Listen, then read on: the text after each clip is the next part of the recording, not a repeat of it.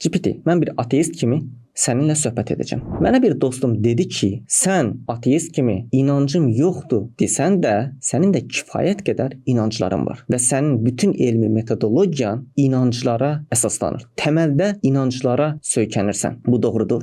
Bəli. Bir çox ateist elmi metodologiyanı əsas götürsə də, bu metodologiyada müəyyən fərziyyələrə və inanclara söykənir. Məsələn, kainatın qanunlarının sabit olması, müşahidələrin etibarlılığı kimi əsaslar bu inanclar arasındadır.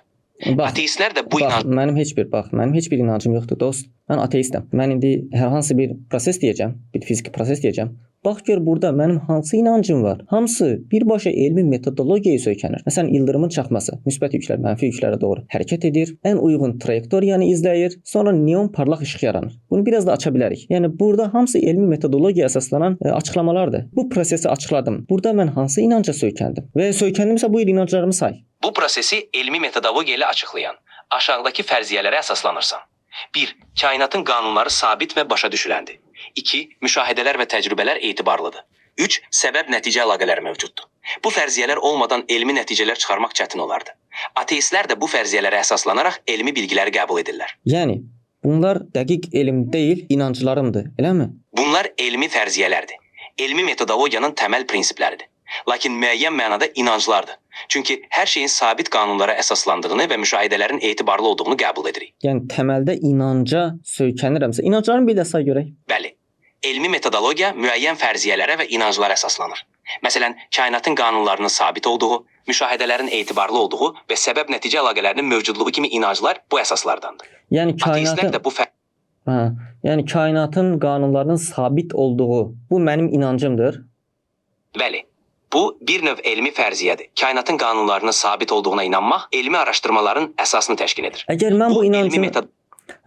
mən bu inancımda yanılıramsa, nəticədə bu elm deyil, inancdır. Yəni burada mən elmi metodologiyaya söykənmədim. İnancdırsa yanıla bilərəm. İnanca necə güvənmək olar? Mən inanmaq yox, bilmək istəyirəm. Əgər bu bir inancdırsa, kainatdakı qanunların sabit olması, nə gələcəyə doğru güvənə bilmərəm, heç bir elmi bilgimə %100 güvənə bilmərəm. Təbii ki, güvənəcəm, normal işlərimi görəcəm, amma burada %100-dən söhbət gedir. Nə də keçmişə doğru güvənə bilmərəm. Doğrudurmu?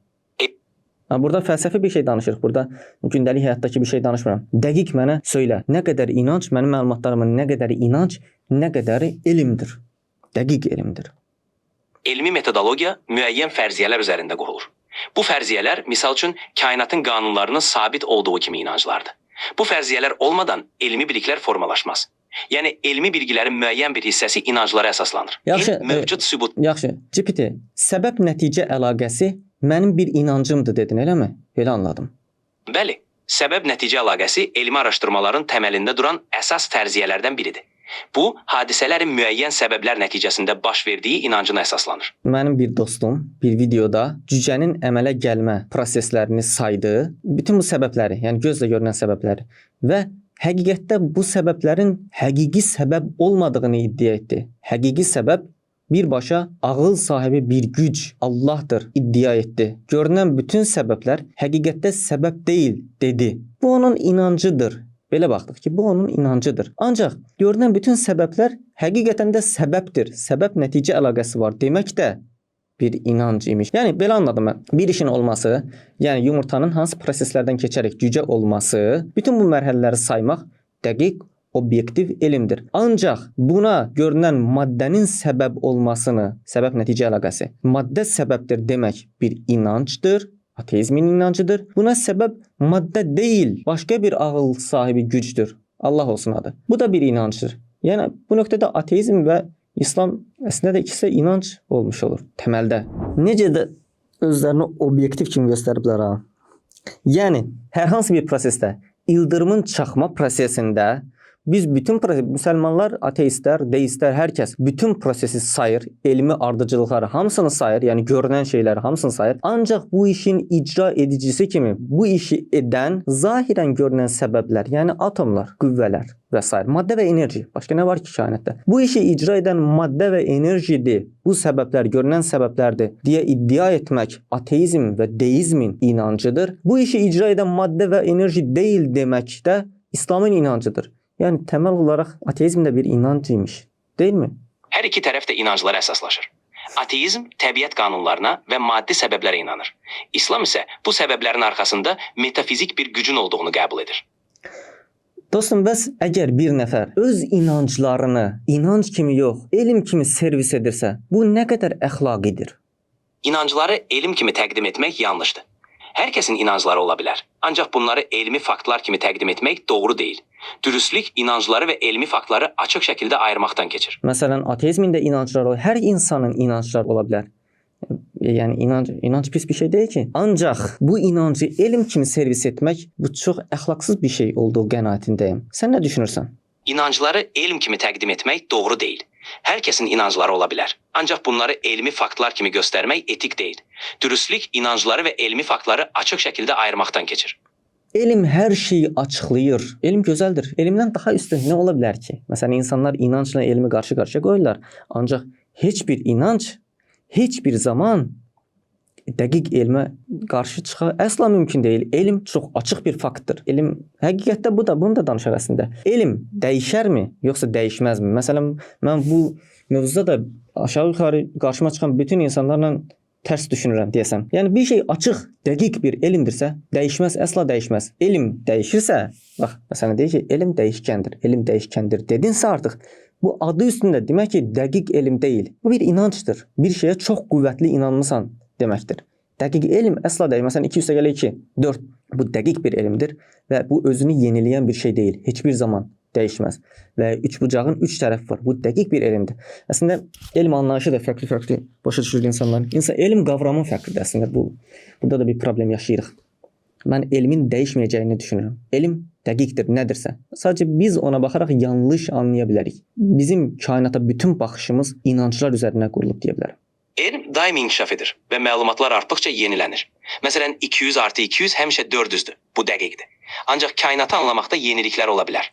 Bu elmin gözəlliyidir, yenilənə bilir. İnanca gəldikdə isə elm... Bunları danışma.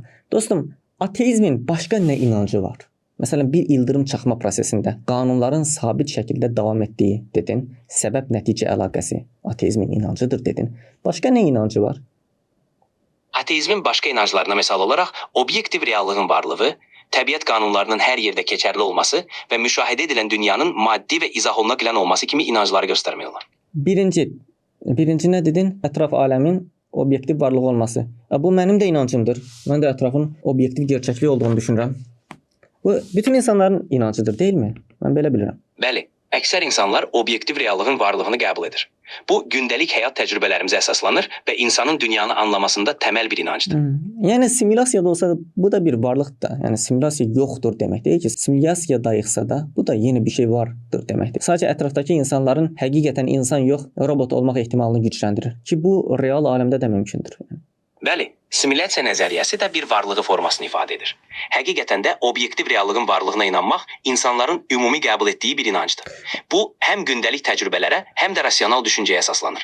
Ateizmin ikinci bir inancı dedin. Ateizmin ikinci inancı təbiət qanunlarının hər yerdə eyni şəkildə keçərli olması. Hər yerdə. Bu, məsələn, burada su qaynayırsa 100 dərəcədə, Amerikada da 100 dərəcədə qaynayacaq. Aşağı-yuxarı 1 dərəcə oysa bizə önəm deyil. Bu dəqiq elm deyilmi?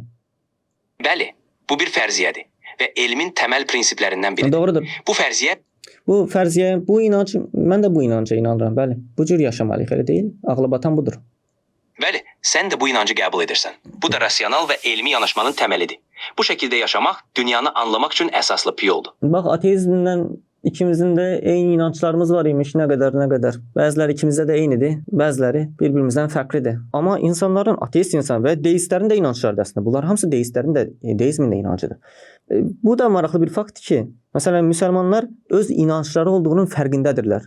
Mən gördüyüm ateistlərin %100-ə yaxını, yəni bəzi filosoflar xaric, %100-ə yaxını özlərinin bu cür inancları olduqlarından xəbərləri yoxdur. Elə bilirlər ki, hər şeyə obyektiv baxırlar. Halbuki baxdığı hər bir şeyin altı inanclarla doludur.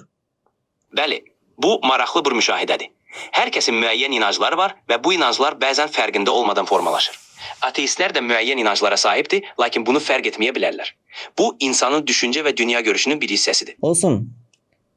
Biz videolarımızda ateizmin inanclarının nə qədər yanlış, ağıldan və məntiqdən nə qədər uzaq olduğunu göstərməyə çalışırıq. Ancaq problem harda yaşayırıq? İnsanlar özlərinin inancları olduğu mərtəbəsinə hələ gəlib çıxmayıblar. Yəni fərqində olsalar ki, onların da inancları var, bizim də inanclarımız var və bizim müzakirə nöqtəmiz iki inanc arasındadır. Əslində o da bir növ dindir, özünə görə bir dindir. Bir ideologiyası var və bu ideologiya çərçivəsində özünə həyat qurub yaşayır. Bizim də bir ideologiyamız var və bu çərçivədə özümüzə həyat qurub yaşayırıq.